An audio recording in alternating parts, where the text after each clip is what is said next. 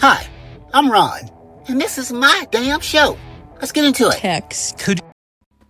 It's funny that you think that he's taking a dig. Do you not think that when an 82-year-old man is arrested for posting something on Facebook, that is not a form of censorship?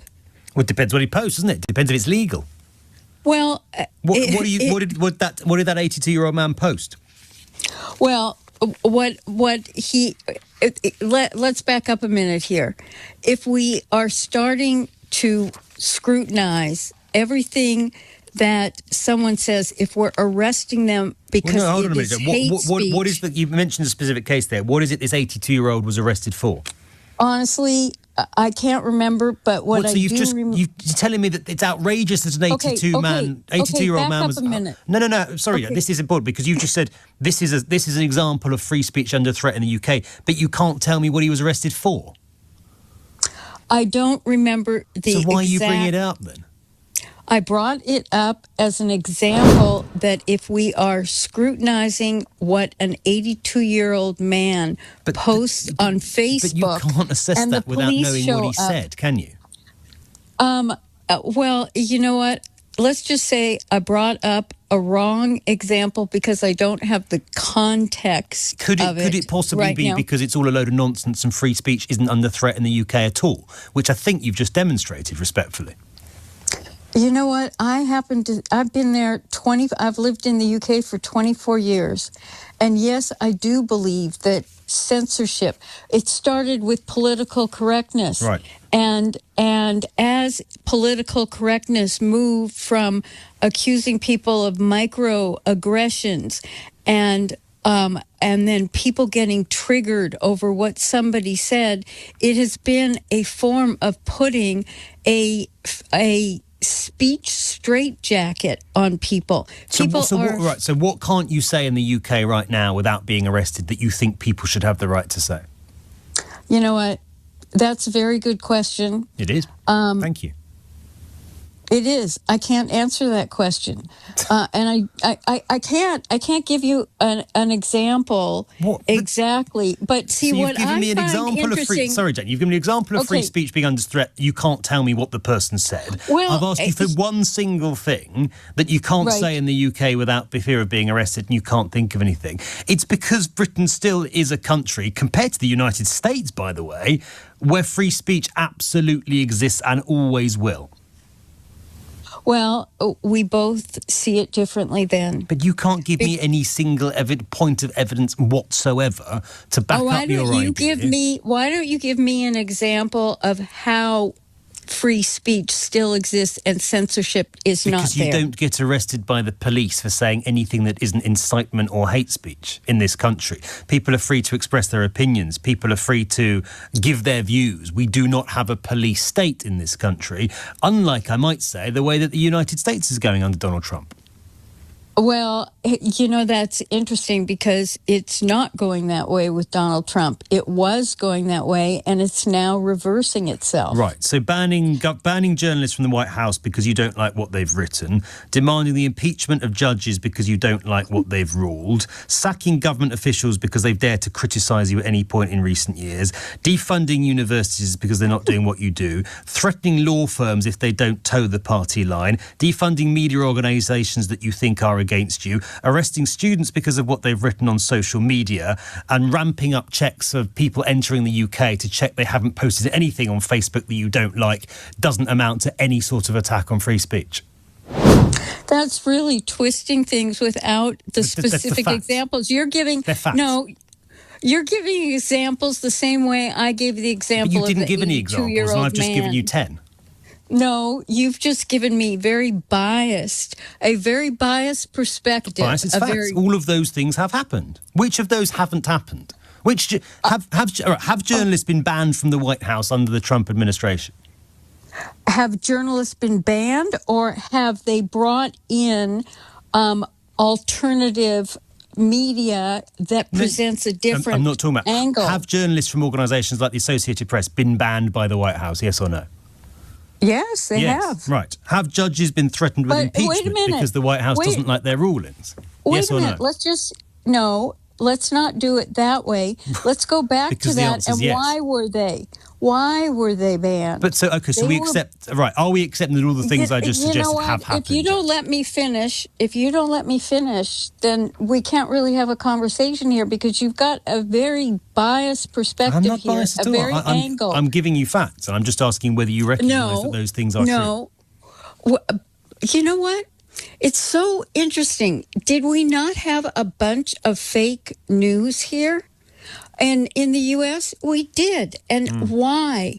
Why did we have fake news? Because it was biased and it was wrong. And so that is one of the reasons. You know, you're listing 10 things and cutting me off. But then why was the Associated Press no longer welcome? Because they gave fake news that has been proven. But Jen, you coming on the national radio station here on LBC and saying an 82-year-old man being arrested is an attack on free speech without having a clue what he's actually said is not fake news at all. It's not. It's not that I haven't had a clue. I can't remember the specifics. Right. But the fact that. But how can you know it's an attack on free speech if you can't remember what he'd actually said? Well, you know, it's very interesting because you started this off by saying J.D. Vance had a dig. And so we don't get to have an intelligent discussion about whether there really is censorship going on, if people are afraid to speak out. But he has had a dig, and that's his own language. He said previously when he talked about the UK... No, you called it a dig. Well, let me... Where does he find these lackeys? Well, I guess it's not that hard. You just turn on Fox News, Newsmax, and hire Pete Hegseth to be the Secretary of the Department of Defense, and then change it to the Department of War. How despicable is that, by the way? How despicable is that? A man who is supposedly going to stay out of wars changes the Department of Defense to the Department of War. I mean, that should tell you something right there about the deplorable nature of this horrible human, moron, narcissist that we have running our country. And where else do they find other people outside of Fox News and Newsmax? Maybe that's where they found this Dr. Jan here, Dr. Jan Harper. What a sad individual. She throws out the dog whistles that all Republicans, all righties throw out, and then has no specifics at all. Because that's what they do. They throw out dog whistles. Oh, these horrible brown people. Oh, this 82-year-old man. What? So why was this 82-year-old man, Well, I don't know exactly what he said. I don't know exactly what he said, but he should have been able to say it. Come on. She's a joke. But it's typical of someone who comes on a national media. This national media in the UK. She came on a national media show and had no specifics. Just throw out the dog whistles. That's the same thing we get here in America. They come on, throw out the dog whistles. No real specific policies to help the average everyday person. Just the dog whistles to get the morons to vote for them and support them. Even though the policies that they're actually going to be running, the right, is going to be sticking it to those fools who are voting for them. The only policies they ever have, though, you notice, never help the average everyday person. It's always sticking it to them. Those are most of their supporters that are going to be following them and voting for them, are the average everyday person.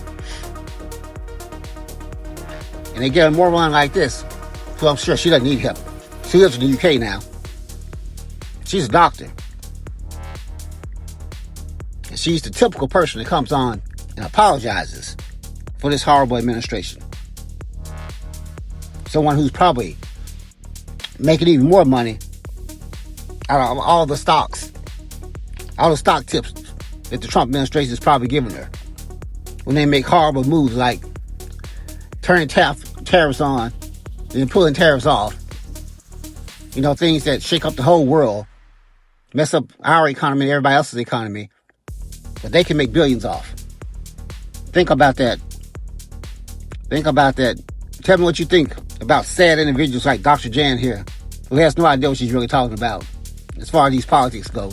She's just on here to make excuses and apologize. Another Trump apologist.